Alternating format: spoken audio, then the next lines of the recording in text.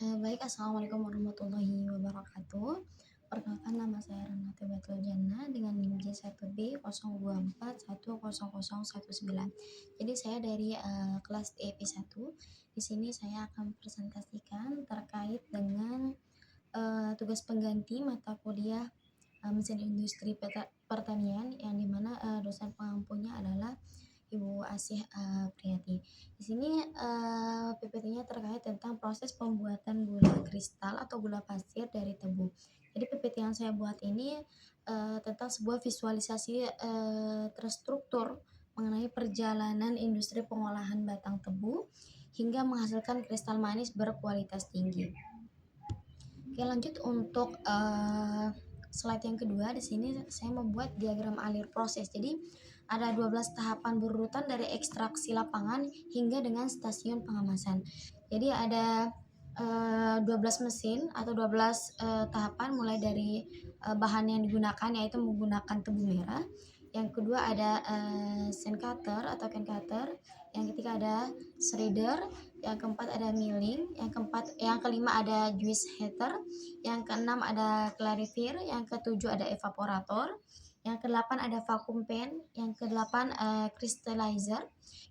Yang kesembilan crystallizer. Yang kesepuluh ada centrifuge, dan yang ke-11 dryer dan craning, dan yang terakhir adalah packing gula. Jadi untuk 12 tahapan ini nanti di slide selanjutnya saya akan menjelaskan. Nah, jadi yang pertama di persiapan tebu, di sini ada mesin namanya atau alat can cutter, yang dimana mesin pemotong tebu. Nah, mesin pemotong tebu ini berfungsi untuk memotong batang tebu merah yang panjang menjadi potongan-potongan kecil mungkin berukuran 10-15 cm saat tebu masuk ke konveyor. Nah, yang kedua adalah shredder. Nah, shredder ini adalah mesin penghancur tebu.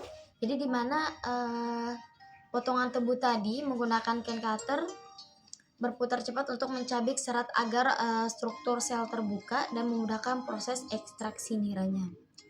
Baik, slide selanjutnya yaitu ada ekstraksi nira atau milling. Nah, milling tandem ini adalah untuk mengekstrak atau memeras nira yang terkandung di dalam serat tebu hasil pecacahan. Jadi mekanisme kerjanya, serat tebu dilewatkan ke dalam serangkaian unit roll giling berat, ini yang seperti ini.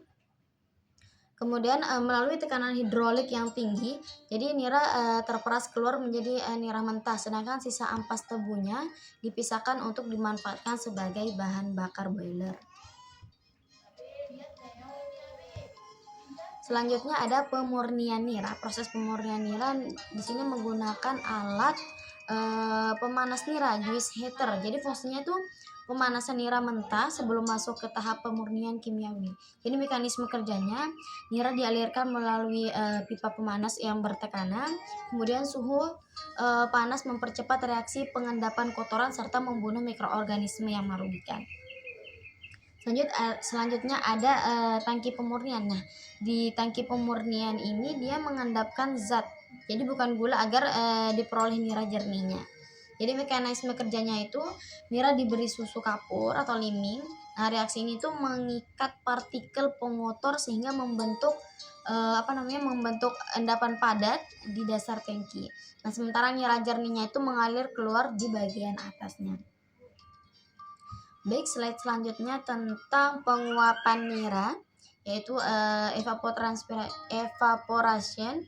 Jadi evaporator atau efek ganda, fungsinya tuh untuk mengurangi kadar air dalam nira jernih secara drastis untuk meningkatkan konsentrasi padat berlarut atau brix. Terus mekanisme kerjanya adalah nira dididihkan secara bertahap dalam beberapa evaporator vakum. Nah, penguapan air ini pada kondisi vakum menjaga suhu operasi tetap rendah, mencegah sukrosa mengalami karamelisasi, serta menghasilkan sirup yang pekat. Jadi di sini teman-teman sebenarnya foto untuk proses penguapan niranya. Jadi untuk keseimbangan Brixnya kita bisa menggunakan persamaan berikut. Nah, yang kelima ada kristalisasi, di mana alat yang berperan pada proses ini adalah vacuum pen. dimana fungsinya itu tahap krusial dimulai pembentukan butiran kristal gulanya, yang dimana tadi cairan dan sekarang sudah beralih membentuk menjadi kristal-kristal gula gitu. Jadi mekanisme kerjanya, sirup pekat dipanaskan kembali dalam kondisi vakum ekstrim hingga lewat jenuh. Nah, di tahap ini bibit gula dimasukkan untuk memicu pembentukan inti kristal. Nah, yang kedua ada crystallizer. Nah, jadi fungsinya itu untuk membesarkan ukuran kristal gula agar homogen dan optimal. Untuk mekanisme kerjanya, larutan pekat hasil setelah vakum dialirkan ke tangki kristalisasor melalui proses pendingin perlahan dan mengadukan mekanisme kontinu. Molekul sukrosa cair menempel pada inti kristalnya. Nah, slide ke-6 yaitu pemisahan kristal. Jadi pemisahan kristal atau mesin pemisah atau sentrifug yaitu untuk memisahkan kristal gula pasir dari sisa cairan molasses atau tetes tebu setelah proses kristalisasi. Jadi mekanisme kerjanya itu campuran kristal dan cairan dimasukkan ke dalam drum berpori yang berputar dengan kecepatan sangat tinggi. Jadi kecepatnya tuh hingga 12.000 rpm putaran. Gas sentrifugal mendorong cairan molasses keluar menembus saringan halus, menyisakan kristal gula putih bersih yang menempel di dinding drum. Nah, slide yang selanjutnya yaitu pengeringan dan pengayakan. Jadi di sini tuh finishing dan quality control. Nah, di sini ada proses drying atau sistem pengering. Jadi kristal gula yang baru keluar dari sentrifugal tadi kan masih basah. Nah, jadi gula dilewatkan pada tromol pengaring udara panas untuk menurunkan kadar kelembapan guna mencegah penggumpalan selama masa simpan. Yang kedua adalah screening atau pengayakan. Jadi gula kering diayak secara mekanis menggunakan saringan bertingkat untuk mengelompokkan nih gula berdasarkan ukuran butiran yang halus, yang kasar, yang standar, yang kecil dan besarnya. Jadi agar sesuai dengan standar mutu perdagangan nasional nanti. Oke, baik.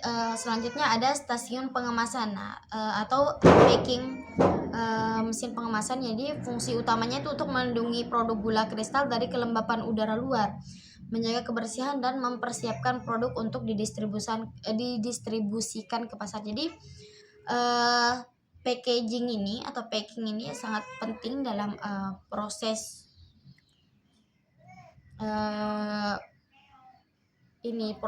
pengolahannya. Selanjutnya adalah mekanisme pengemasan otomatis. Jadi gula dari silo ditimbang secara digital dan juga dengan presisi yang tinggi, dimasukkan langsung ke dalam kemasan karung 50 kg atau retail 1 kg. Disegel rapat menggunakan teknologi head sealing dan diberi label informasi produknya. Jadi informasi produk ini juga penting agar konsumen itu tahu informasi-informasi mengenai produk yang dia beli. Nah, yang terakhir ada kesimpulan proses produksi. Jadi alur berurutan presisi tinggi. Jadi setiap stasiun dari ekstraksi tebu, terus kemudian pemurnian, kemudian penguapan, kristalisasi, terus pemisahan dan sentrifugal tadi, terus hingga pengemasan merupakan rantai proses yang tidak boleh terputus demi menjaga rendaman gula tetap tinggi. Jadi ketika ada proses yang terputus atau yang terlewatkan, jadi nanti itu akan mempengaruhi proses ketahanan jadi gulanya. Yang kedua adalah pemanfaatan samping zero waste. Nah, jadi pabrik gula modern memaksimalkan efisiensi energi dengan memanfaatkan ampas tebu. Jadi tadi selain air nira dari tebu itu, jadi ampasnya juga dapat dimanfaatkan. Nah, dari stasiun gilingan sebagai bahan bakar boiler uap. Jadi selain airnya, maka ampasnya itu tidak menjadi limbah, malahan dia bisa dimanfaatkan sebagai bahan bakar boiler uap yang menghasilkan energi listrik dan panas mandiri. Yang terakhir adalah kualitas gula kristal terjamin. Nah, teknologi pengawasan otomatis pada tahap kristalisasi atau crystallizer ini dan pengayakan memastikan produk akhir memiliki kristal yang seragam, putih, bersih, kering, dan memenuhi SNI atau standar nasional Indonesia. Mungkin, sekian penjelasan dan presentasi dari saya terkait, tugas pengganti UAS ini, dan mohon maaf jika ada, kesalahan kata. Sekian, wassalamualaikum warahmatullahi wabarakatuh.